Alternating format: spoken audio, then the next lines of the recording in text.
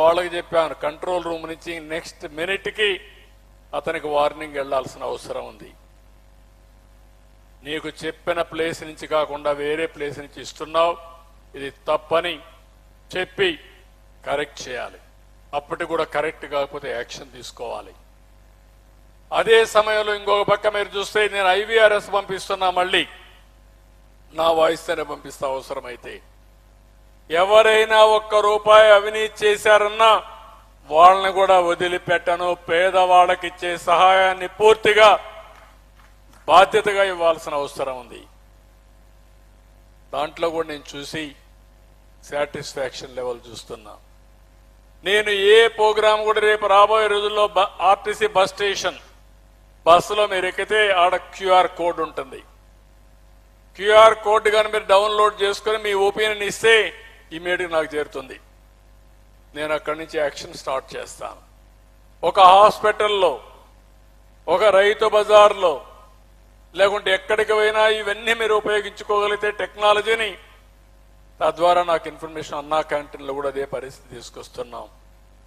ఈ విధంగా service delivery అన్ని కూడా నేను ఎక్కడికక్కడ టెక్నాలజీతో అనుసంధానం చేసి ఎక్కడ కూడా ఫ్రాడ్ జరగకుండా, నిర్లక్ష్యం లేకుండా చేసే బాధ్యత తీసుకుంటాం. కానీ కొంచెం టైం పడుతుంది. ఈరోజు మీరు చూశారు, గడిచిన ప్రభుత్వం రికార్డులన్నీ తారుమారు చేసేశారు. వాళ్ళకి ఇష్టం లేకపోతే 22A కింద పెట్టారు. ఇంకా 1-2 కాదు, భూములన్నీ కబ్జా చేసే పరిస్థితికి వచ్చారు. బలవంతంగా రాయించుకునే పరిస్థితికి వచ్చారు. ఇప్పుడు మొత్తం రెవెన్యూ సదస్సులు పెట్టి మొత్తం రికార్డ్స్ అన్ని ఎస్టాబ్లిష్ చేసి శాశ్వతంగా భూ సమస్యలన్నీ పరిష్కారం చేసి మీ భూమికి రక్షణగా ఈ ప్రభుత్వం ఉండడానికి అనేక కార్యక్రమాలు తీసుకుంటున్నా. తొందరలో ఇచ్చేస్తానని కూడా మీ అందరికీ హామీ ఇస్తున్నా. నాకు వచ్చే పిటిషన్లు చూస్తే 50%, 60%, 70% ల్యాండ్ రిలేటెడే వస్తున్నాయి. అంటే ఎక్కడికి పోయో నాకైతే అర్థం కావడం లేదు. ఇలాంటి అన్నీ కూడా చేస్తాం.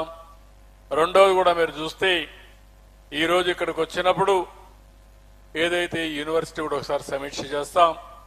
సమీక్ష చేసి జరిగిన తప్పులన్నీ కరెక్ట్ చేసి మళ్ళీ ఈ యూనివర్సిటీని నెంబర్ 1 యూనివర్సిటీగా తయారు చేసే బాధ్యత ఎమ్మెల్యేగా, ముఖ్యమంత్రిగా నేను తీసుకుంటాను, చేస్తాం. ఇది చేయాల్సిన అవసరం ఉంది. ఇలాంటి కార్యక్రమాలన్నీ తీసుకొని మనం ముందుకు పోదాం. ఇక్కడికి వచ్చినప్పుడు మీరందరూ కూడా, నేను అప్పటి నుంచి చూస్తున్నా, కొంత ఎలాబరేట్గా అందరికి చెప్పా. అర్థం కాకపోతే ఆ పుస్తకం కూడా మళ్ళీ ఒక బుక్ వేస్తా, చిన్న బుక్ వేస్తా, ఇంటింటికి పంపిస్తా. నా కోసరం కాదు, మీకోసరం. 2029లో మీరు ఎక్కడుండాలనుకుంటున్నారు? ఇప్పుడు ఏ స్థాయిలో ఉన్నారు మీరు? ఈ స్థాయి నుంచి ఏ స్థాయిలోకి పోవాలో అది మీ చేతుల్లో ఉంది. మీకు చేయూతనిచ్చే బాధ్యత నాది. నేను కూడా నేను ఎక్కడున్నా కుప్పం మీద ఒక కన్నేసి పెడతా, ఎప్పటికప్పుడు వాచ్ చేస్తా.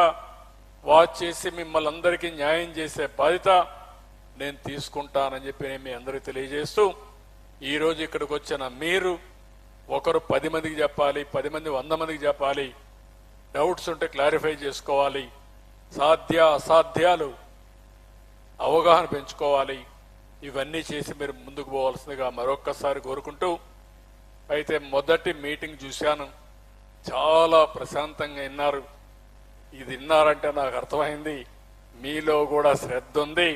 ఈ శ్రద్ధ పట్టుదలగా మారితే అసాధ్యమేం కాదు. దెన్ కుప్పం నియోజకవర్గం అభివృద్ధి అన్స్టాపబుల్. సో మనందరం కలిసి అన్స్టాపబుల్ గా అభివృద్ధిని ముందుకు తీసుకుపోవడానికి మీరందరూ కూడా ముందుకు రావాల్సిన కోరుకుంటూ, మరొక్కసారి ఈ అవకాశాన్ని ఇచ్చిన మీ అందరికీ పేరు పేరున మనస్ఫూర్తిగా అభినందనలు, ధన్యవాదాలు. Thank you one and all. కూర్చోండి, ఒక్క నిమిషం కూర్చోండి. ఎవరికైనా డౌట్స్ ఉంటే అడగండి. ఆ అమ్మాయికి మైక్ అంటే ఆ అమ్మాయికి మైక్ ఇవ్వండి. ఫోటో ఇప్పుడు కాదమ్మా, మాటలే ఇప్పుడు, ఫోటో లేదు మళ్ళా. నేను మళ్ళా ఉంటాను, మళ్ళా తీసుకుందామా. ఇంకా మిగిలిన వాళ్ళు ఆయనకి ఇవ్వండి మైక్ ఇక్కడ మైక్ ఆయనకు వెంకటేష్, ముందు ఆయనకు మళ్ళీ వెంకటేష్. తొందరగా మైక్ ఇక్కడ రండి, అక్కడే ఉండండి, వస్తుంది మైక్ వస్తుంది. సార్ నమస్తే సార్, చెప్పండి. నేను కమ్ముంది స్కూల్ టీచర్ని. ఇక్కడ నేను 98లో వచ్చాను. అప్పుడు 2020 విజన్లో నేను కూడా పార్టిసిపేట్ అయ్యాను సార్. ఇప్పుడు 2047 విజన్లో కూడా నేను మీకు డాక్యుమెంటేషన్ పంపించాను సార్. మీ సేవలో అపూర్వం సార్. మన కుప్పంలో ఇక్కడ వచ్చినటువంటి మన పిఎస్ మునిరత్నం సార్ గారు కానీ, మన ఇప్పుడు కొత్తగా వచ్చినటువంటి ఇన్ఛార్జి శ్రీకాంత్ సార్ గారు కానీ ఎక్సలెంట్గా చేస్తున్నారు సార్. ఈ విజన్ అన్ని పల్లెలకు తీసుకుపోయేట్టుగా నాయకులు, ఇక్కడ స్థానిక నాయకులందరూ కూడా కృషి చేయాలని కోరుకుంటున్నాను sir. Thank you Venkatesh sir. నమస్తే సార్. పంపిస్తా. అక్కడ మైక్ నెక్స్ట్ దీనికి ఇచ్చేసి. సార్ నమస్తే సార్. చెప్పండి సార్, నా పేరు శ్రీకాంత్ సార్. ఎక్కడ ఎక్కడ ఉన్నాను సార్? ఇక్కడ ఓకే, చేయిపోయి అందులో డార్క్ డ్రెస్ చెప్పమా. సార్, మన కుప్పంలో ఏం సార్ విమానాశ్రయం ఏం సార్ విమానాశ్రయం ప్రాజెక్ట్ స్టార్ట్ చేశాం కదా సార్. అది ఎప్పుడు శంకుస్థాపన చేస్తారు ఏమనేది ఏంటి? విమానం ఎక్కాలని ఉంది నీకు? సార్ తొందరలోనే. అలాగే పరిస్థితులు ఎలా ఉండబోతున్నాయి సార్ ఇప్పుడు? ప్రస్తుత పరిస్థితులు సార్. ప్రస్తుత పరిస్థితులు అంటే ఏంటి? అంటే ఎలా తీసుకెళ్తారు, ముందుకు తీసుకెళ్తున్నారు ఏంటి? నేను 1 గంట ఉపన్యాసం ఇచ్చారు కదా రామాయణం అంతా విని రాముడు సీతకి ఏం కావాలంటే ఎట్లా తమ్ముడు?